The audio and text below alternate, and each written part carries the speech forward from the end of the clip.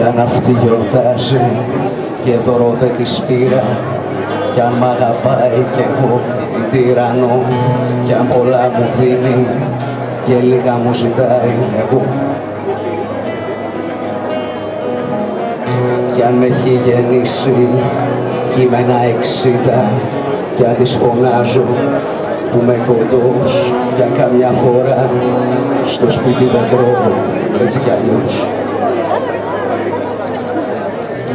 Ένα δώρο σε μια όμορφη γυναίκα που έχει κάνει το πιο ωραίο παιδί. Της χαρίζω κι αν δακρύζω, δεν μ' αρέσει είναι πολύ η αγάπη που έχει δώσει.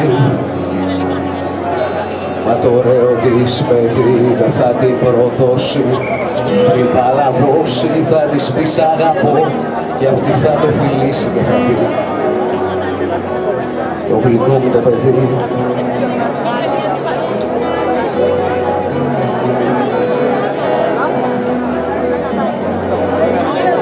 Το δωμάτιο μου είναι αχλούδι κι αν καμιά φορά φέρνω κακούς βαθμούς και συνέχεια σπάω τα σπυράκια στη μούρη αυτούς.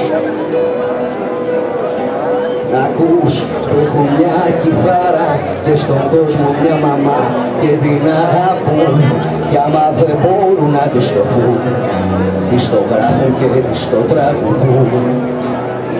Αυτούς που έχουν μια κιθάρα και στον κόσμο μια μαμά και την αγαπούν, κι άμα δεν μπορούν να της το πούν, της το γράφουν σε κασέτα, στο αυτοκίνητο το βάζουν, και το πρωί όταν τα ακούσει πριν δουλέψει νησταγμένη θα σκεφτεί το δικό μου το παιδί.